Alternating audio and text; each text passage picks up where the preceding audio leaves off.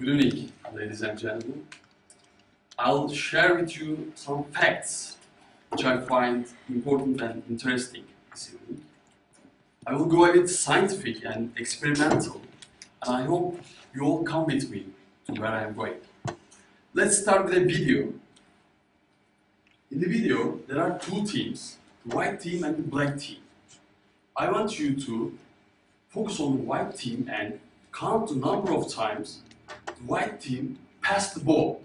The number of times the white team passed the ball.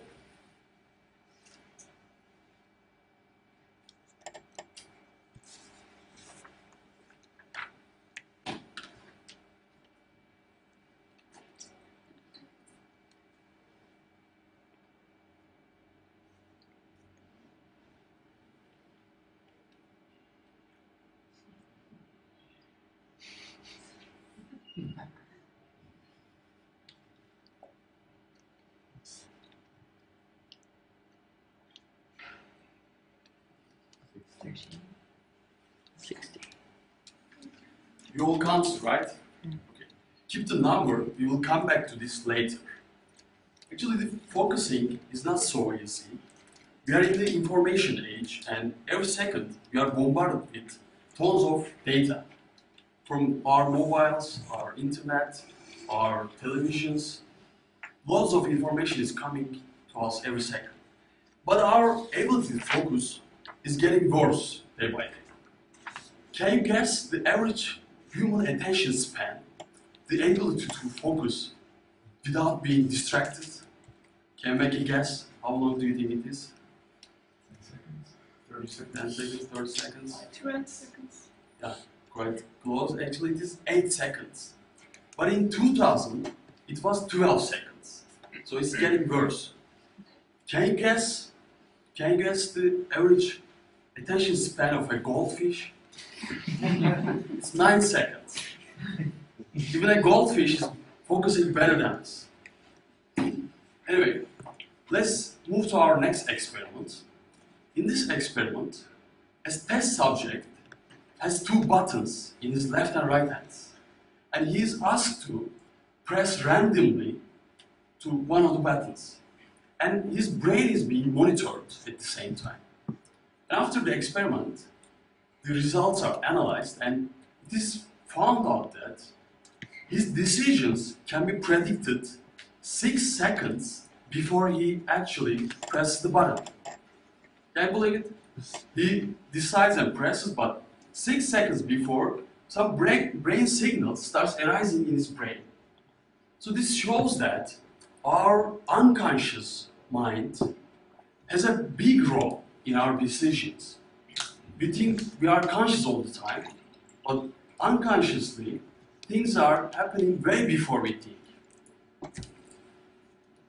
It's so interesting, I think. Well, let's move to our next experiment.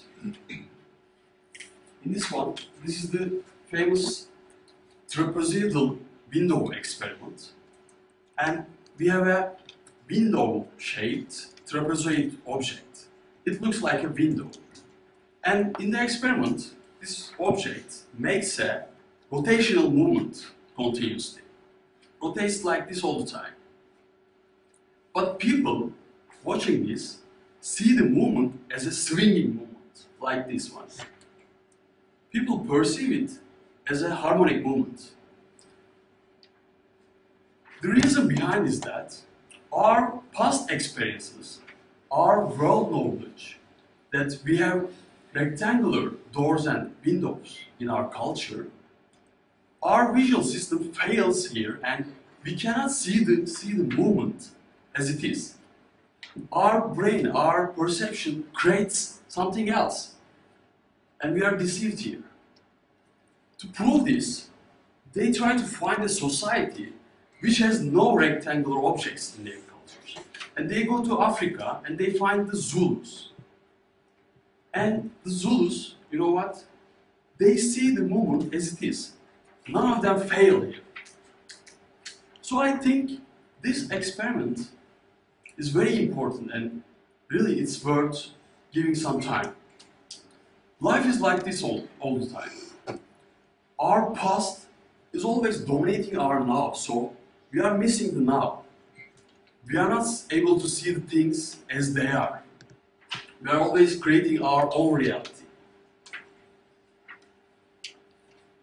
Neuroscientist Candice Pert says that we never see things we have never seen before. We only see what we expect to see. I think she is quite right. Okay, let's go back to our video again. You all have a number, right? But I don't care about the numbers. How many of you could see the gorilla? Yeah, most of you. Maybe you saw it before. How about how many could you notice the background color changing? One person. Or one of the people from the black team left the game before the end. A few people. You see, I conditioned you to focus on the white team and you missed many things in the picture. So life is also like that. We are focused on achieving some results. We are usually focused on arriving to the destination, but on the way, we are missing a lot of things. We are missing the beauties on the way. Well, to sum up, we cannot focus very well. We are not conscious as we think we are. And we cannot see the things as they are. We are living almost like in a hypnotic state. We are living in a dreamlike state. We can say that.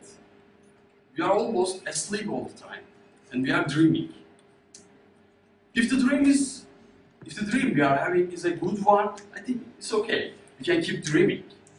But if it is creating us problems, to get rid of the problems, we need to wake up.